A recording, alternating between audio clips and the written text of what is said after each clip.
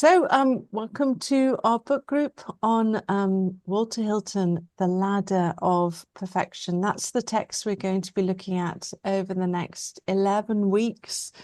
It should be a really interesting journey for us as a group, and I hope you really enjoy it and get a lot out of it.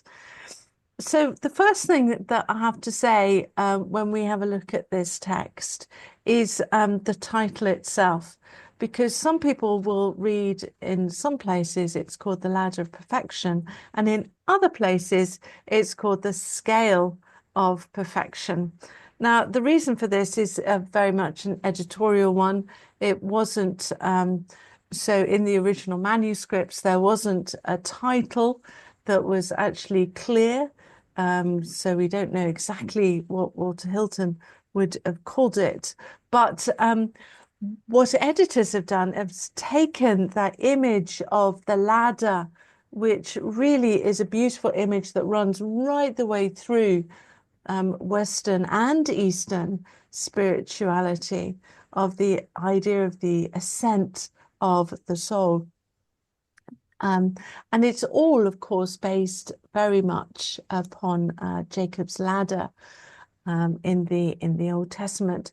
But if you also remember, Jesus says right at the beginning of John that you'll see angels ascending and descending on the head of the Son of Man.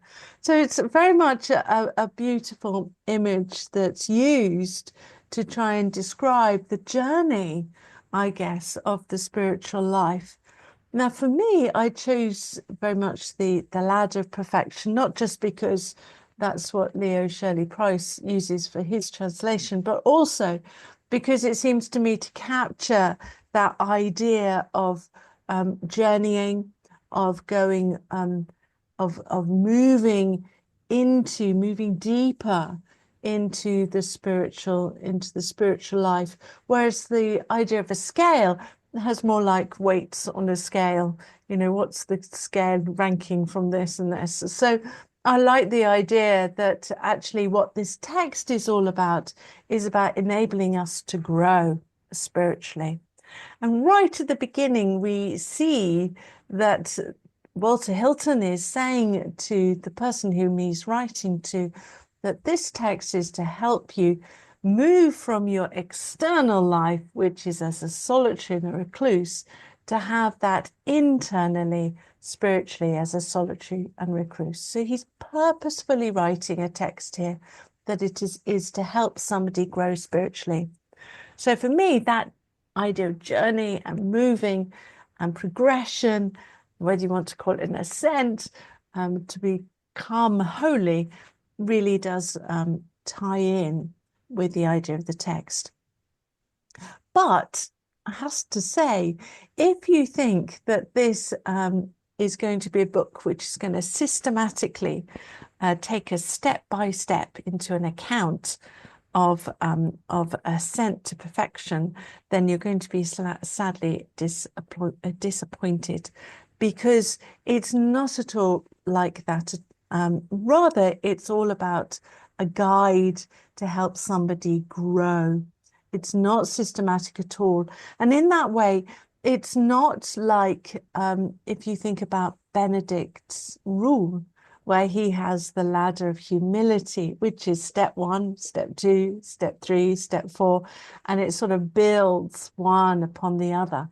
That's not what we have here in Walter Hilton. It's much more of a journey with different emphasis on things that will help us and also the recluse to whom he's writing to live a life of holiness, a life that is centered on Christ rather than just having an outward, sort of living the outward religious life, but having that internally too.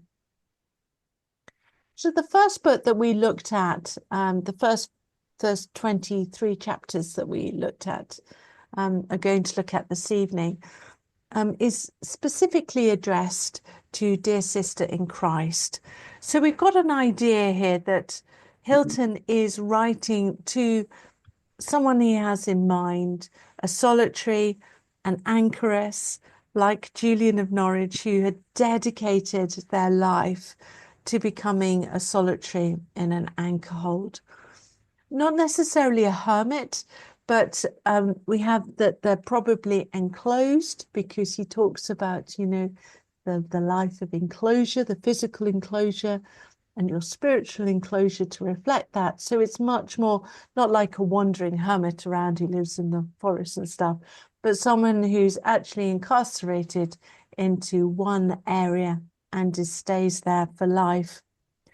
Now, in our last few times when we've had a book group, we've talked a lot about what that might have meant to have been enclosed, and that it was very much often seen as entering in to a place, but you had the burial rites to actually mark that transition from the living in this world to living in the anchor hold and being dead to this active kind of world.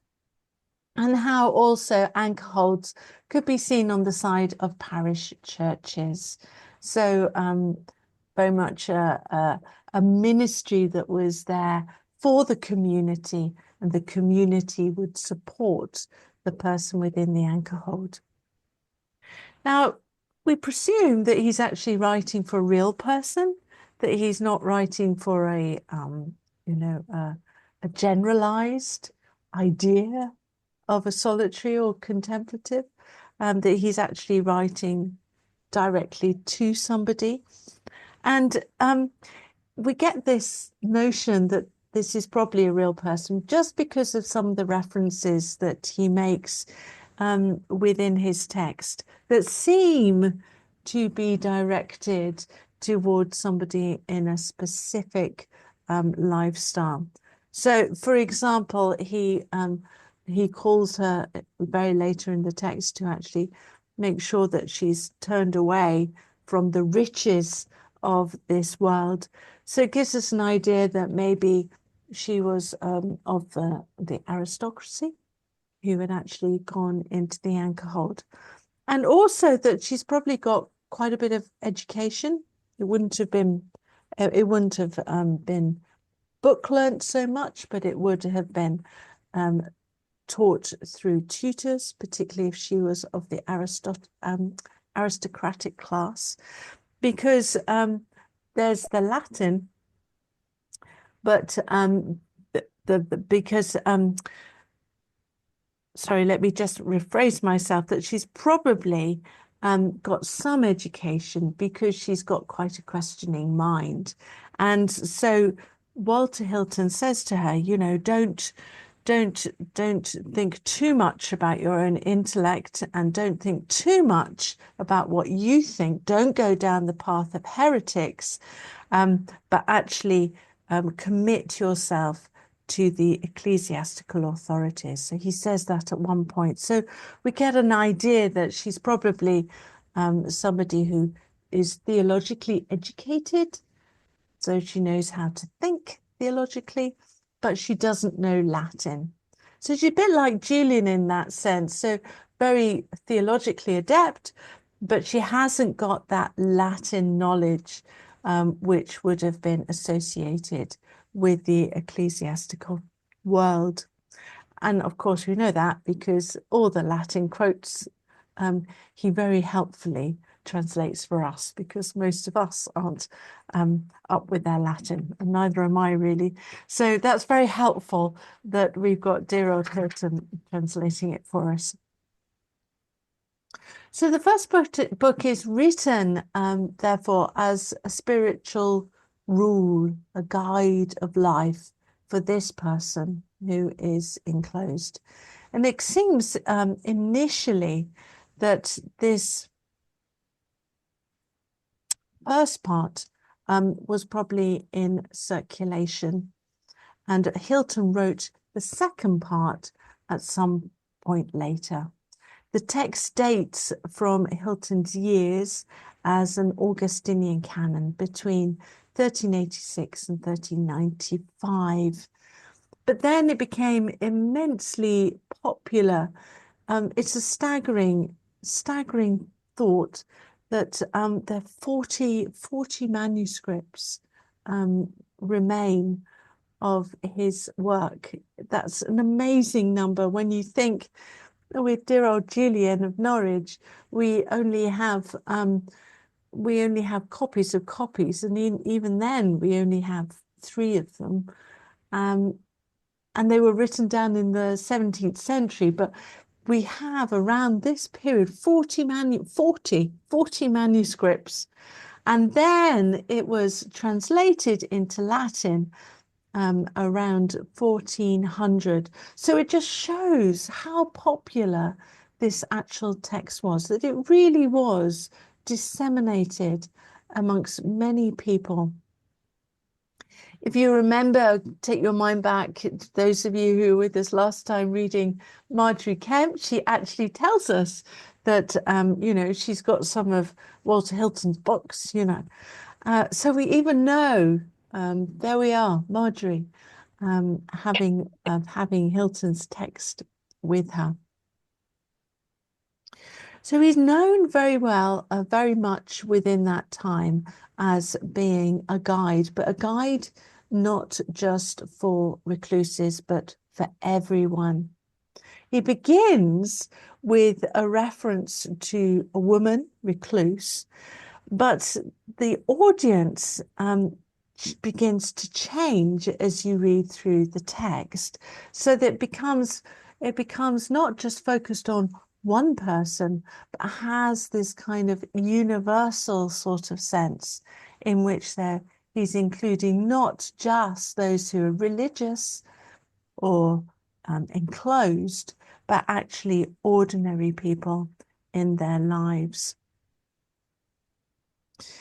The ladder is a text which reveals not only that it was very popular, but also that it was one of those texts that was being used and read by solitaries, but also by lay people in the late 14th century. And I guess what's really interesting about that is that it's very similar to us today. That we today are even reading these texts that were written for specific monastic, religious vocations, and yet we're finding that they still apply for us in our own spiritual search today. So like Richard Roll's A Form of Living, it gives a really clear guide to the spiritual life. I think very often we can talk about the spiritual life in sort of woolly kind of terms, or you just go and pray. But what people like Richard Roll and Walter Hilton did is like, right, this is what you actually have to do. This is the concrete, practical side. And so it's a manual for holiness, which is both profound, but also immensely practical. As I said, the text is in 2 halves. So there are 2 books, there are 2 volumes, but they don't necessarily follow on from each other. It's not like write one and then I'll write another. So he's written one, and then a number of years later, he writes another. And for us today, is we put them together. Now, they're both related, but they're not necessarily a progression from one to another. So you probably could read them as separate texts, if you understand what I mean. So they're written in Middle English in the late 14th century. Another one of those key vernacular texts, and hence we often find that Hilton is aligned with Julian of Norwich, The Cloud of Unknowing, Marjorie Kemp, and Richard Roll. These 4, along with Hilton, make up what have come to be known as the 5 English mystics. Now, actually, if you look at them, they're really different people, very different. But what they do have in common is they all write in the vernacular. They write in what was known as that time as the vulgar tongue. This was the time when the vulgar tongue, the English, the, the language of the people was really liberating religious knowledge, but also religious and spiritual practice. So if you just think about Chaucer, again, he is writing in the vulgar tongue, and often his writing is referred to as vernacular theology. And so too are these texts, vernacular theology. So they're making accessible all that learning to ordinary people. They're literally bringing the gems from the religious, the clerical, the ecclesiastical, monastic life and making them available within the domestic realm. Key features of Hilton's writings, in which is one of the really key features that I find very interesting, is that he seems to combine what's known as the vita activa and the vita contemplativa. That means the active and the contemplative life. Now, if you remember, within the chapters that we have been looking at, he gives a very clear description. This is the active life. And then he talks quite a lot about the contemplative life, and they're all different stages. Well, what he manages to do within some other of his texts, treatises, is he brings those two together. They're not so demarcated as they are in the scale. It's not like you're either a contemplative or you're an active. You're either Martha or you're Mary. But he sees them as coming together. Is what's essential for the Christian life is to be an active contemplative or a contemplative active. And of course, he takes for his role model the person of Christ himself, whose contemplative side, he goes into the desert initially in his ministry, and then he is active in his role, but also right within his role, his ministry, we see Jesus withdrawing for these times of prayer, these contemplative moments with the Father, to then be able to have his active life, teaching, ministry, healing ministry, and all that aspect which we see within the Gospels. So we see the same idea being developed within Hilton in two particular vernacular texts. One is of Angel's Song, and the other is called The Mixed Life. Now, I think that these two texts that he writes are sort of underlying his writing of the ladder or the scale of perfection. He's writing a text for a recluse, for someone who's in the solitary life, for a contemplative, but actually what's happening to this text is it's absolutely getting a life of its own because it's speaking to so many other people in the active life. So he's showing that the active and the contemplative life are coming together through how he expresses his text and through his learning and teaching on the spiritual life. Perhaps that is why it has such potential to speak to us today. Those of us who seek that sort of contemplative, prayerful, centered life on God. There's that yearning for the desert. And yet at the same time, we have to live in an active world because that's just how circumstances, how God has placed us. And this yearning is being actually fed and resourced once again by the late 14th century people like Richard Rolle, Walter Hilton, Marjorie Kemp, and Julian of Norwich, who are all being used to really enliven people in their ordinary life, whether they are contemplative or whether they are active. I find it incredible that late 14th century texts can still speak to us, but also it makes me realize that the questions and the journey that we have as people in our spiritual lives is actually very different, very similar, that there's very little difference between a 14th century person and someone who's living in 2025. We're still people who are searching for God, that deeper knowledge, and seeing him within our own lives, but in the lives of others, and serving him within the world, but having a deep bedrock of a relationship with him. So that's my little sort of preamble for this week. Next week, what I'll do in the introduction is have a look at Walter Hilton, the person who actually wrote this.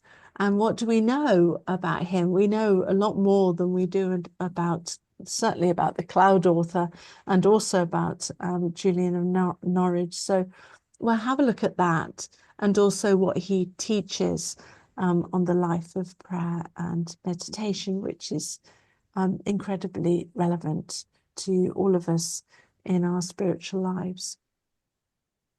So what I'm going to do is now I'm going to just share my screen once again with you so that you can see the questions to ponder for this week.